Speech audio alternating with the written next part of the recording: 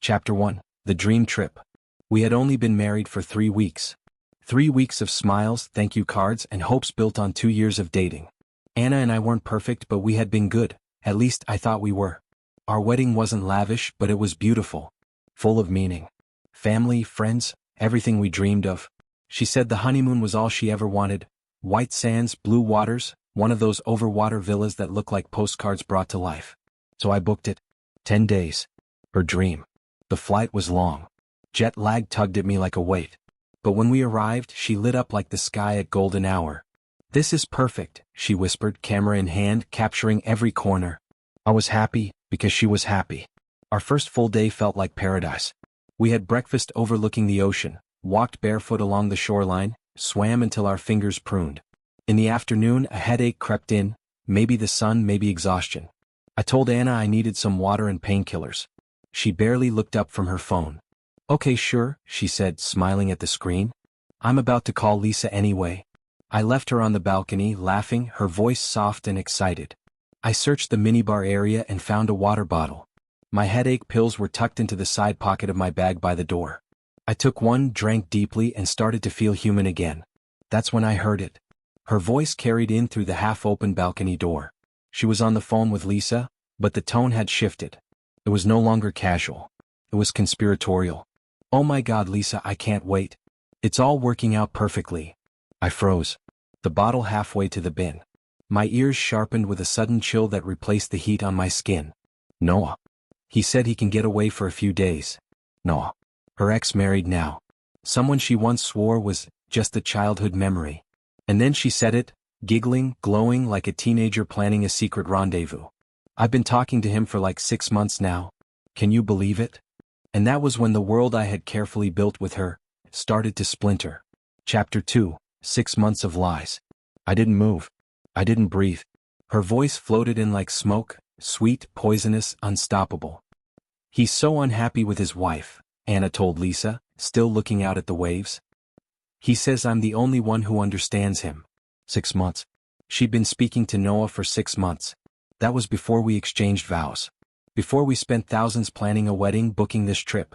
While I was working overtime to fund her dream, she was texting another man, reminiscing about sparks and feelings she once had. "I'll just say I want to visit my cousin in the city," she said. "He'll buy it. He's so predictable. He'll just want to go straight home." I was the predictable one. The dependable fool who paid for everything while she fantasized about rekindling an old flame. And what broke me most wasn't just the plan, it was the thrill in her voice. The spark she said Noah made her feel. That I didn't. That I hadn't for years. She kept talking like she was narrating a rom-com, not describing a betrayal. "It's like, Noah still makes me feel alive. You don't forget your first love, right?" I clenched my jaw. I couldn't look at her. I couldn't walk out. I just stood there, swallowing a storm that had no name yet. Our honeymoon had turned into a farce. Our vows a cruel joke. Eventually her call ended. She stepped back in, humming, radiant, like someone truly in love. She smiled when she saw me. "Oh, you're back. Feeling any better?" I looked at her, this woman I thought I knew, and said quietly, "My headache's gone." Later, while she was in the shower, I sat in silence. The room smelled of ocean air and betrayal. I stared at my suitcase, at our half-unpacked dreams. My mind raced, but my heart was still. Cold. Decided. When she emerged, drying her hair with a towel, she asked me what I was doing. "I'm packing." She laughed. "What, are you planning a surprise?" "We just got here." I zipped up my bag. "I'm going home." Her face twisted. Confusion. Then fear. Then rage. "What are you talking about? Did something happen?" I said, "I heard your call with Lisa." And just like that, the mask dropped. Chapter 3. One-way ticket to the truth. Her eyes widened like she'd been caught stealing the sky. "What did you hear?" she asked, her voice thin, almost shaking. "Everything," I said. She sputtered, denials tripping over lies. "Noah is just an old friend. Lisa and I were just joking. It's girl talk. I would never." "You said he was unhappy with his wife," I interrupted. "You said he made you feel alive. That I had no idea. That I was predictable. You planned to lie to me so you could see him after our honeymoon." Her expression collapsed from fake innocence into fury. "You were eavesdropping? You violated my privacy." "Privacy?" I laughed bitterly. You were planning to cheat on me while standing in the middle of our honeymoon suite. She started screaming then. Not with guilt. Not even with regret. With entitlement. You're ruining everything. This is my dream trip. My dream life. You're insecure and controlling. I ignored her rage. I zipped my suitcase. Grabbed my passport, wallet, phone. She followed me into the main room, her voice rising like a siren.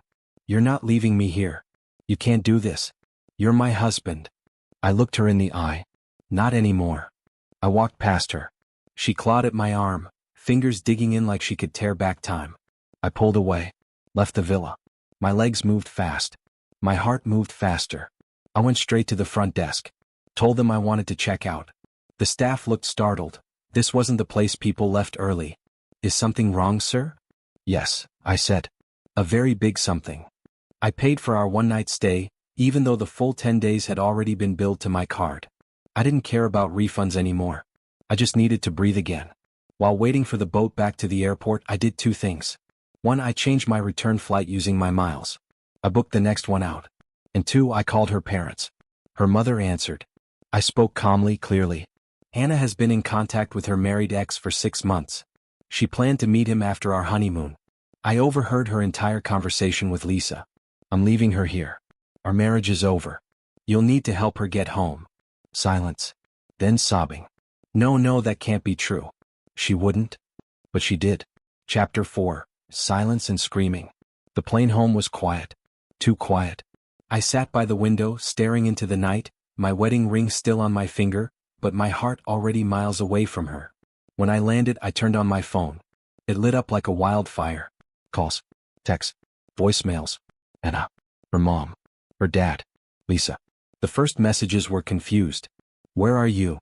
The hotel says you checked out. What is going on? Then anger. A flood of rage. You left me here? You're insane. You canceled my ticket? You called my parents? Are you out of your mind? And finally, hatred. Strings of capital-lettered curses. Vile words. Accusations. I blocked her number. Then unblocked it just long enough to hear one of her voicemails. She was crying, sobbing so hard she could barely speak. I didn't mean it. It was just a fantasy. I never would have gone through with it. I love you. Another voicemail followed, screamed insults that burned through the speaker. You're abusive. Controlling. A monster. I blocked her again. Her mother called nonstop the first day. Her father tried once. I answered on the second. He sounded tired. Son, what is all this? Anna's hysterical. She said it was a misunderstanding. I repeated what I told her mother. Word for word. I quoted Anna's own voice from the balcony. He was silent for a long moment. Noah, he muttered. I thought that was long over. I said, apparently not. He didn't argue. Didn't defend her. Just sighed and said, this is a mess. A terrible mess. And he was right. But it was her mess. Not mine. Chapter 5. The mask comes off. 3 days after she was served the divorce papers, my doorbell rang like a siren. I looked through the peephole. It was Anna and her mother.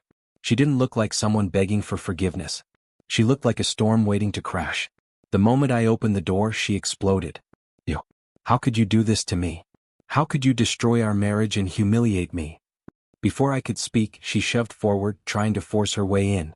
I stepped in front of her, blocking the doorway. Anna, there's nothing to discuss. You were served. This marriage is over. Her mother chimed in, voice trembling. Please, let us in. We can talk calmly. I cut her off. She planned to cheat on me on our honeymoon. I'm not interested in calm conversations. Anna's tears turned to fire. I didn't do anything. Noah is just a friend. I was excited to see him, that's all. You twisted everything. I stared at her. You said he gave you a spark. That you deserved to be happy. That I had no idea what you were planning. Those aren't things a wife says about an old friend. That's when she snapped. She lunged at me, her hand swinging toward my face. I stepped back. She stumbled inside, nearly knocking over a hallway table. Her mother gasped. Anna? I said firmly, if you touch me again, I will call the police. Anna's eyes were wild. You ruined my life. My dream honeymoon. My reputation. My parents are ashamed of me because of your lies. She grabbed a small vase from the hallway table and hurled it onto the floor. It shattered with a sound that felt like the last thread snapping between us. That's it, I said, pulling out my phone. I'm calling the police. Her mother snapped back to life. No, please don't. We'll leave. She grabbed Anna's arm. Anna kept muttering, he'll pay for this? I did nothing wrong. As they backed away, her mother looked at me with a pitiful gaze. She's not herself. This is all such a shock. But I didn't flinch. She made her choices. They left. I locked the door. My hands trembled, not from fear but from rage. And I knew then, this wasn't just betrayal. It was war. Chapter 6, Fallout. It's been nearly 3 months since I walked out of that villa. Since I left Anna behind, not just in a foreign country but in my life. I wish I could say it ended there. But Anna refused to sign the papers. She hired a lawyer, a shark, who claimed I fabricated everything. That I was abusive. That I slandered her to her parents. She wants spousal support, from a marriage that lasted 3 weeks. She's demanding half my house, half my savings, and even compensation for the ruined honeymoon, the one she destroyed. I've spent more time with my lawyer than my friends lately. He says we'll win. The marriage was short. My finances were separate. Her behavior is documented. But it doesn't make the process any less draining. She's been on a smear campaign, twisting the truth to mutual friends. She tells them I had a mental breakdown on the honeymoon. That I abandoned her out of paranoia. That I'm cruel, controlling. Some friends believe her. Others know me better. But the damage is done. She even showed up at my office, screaming in the lobby. HR had to intervene. Another day she drove by my house, screamed from her car, and threw a milkshake at me. That was the last straw. I filed a police report. My lawyer is gathering everything for a restraining order. But the one move I don't regret was telling the truth to someone else. Noah's wife. I sent her an anonymous letter. With quotes from Anna's own mouth. Not to be vindictive, but because she deserved to know. I heard later from Anna's sister that Noah's marriage is falling apart. That he told his wife the truth in pieces until the whole thing spilled out. And that Noah told Anna to never contact him again. So she lost everything. Her fantasy. Her lie. Her fallback plan. And still she blames me. I changed my number. I'm considering moving after the divorce finalizes. I want peace. I want quiet. I want to forget the sound of her voice saying she deserved happiness, at the cost of my heart. This isn't just heartbreak. This was betrayal buried in smiles. But I walked away. And that is the only thing that lets me sleep at night.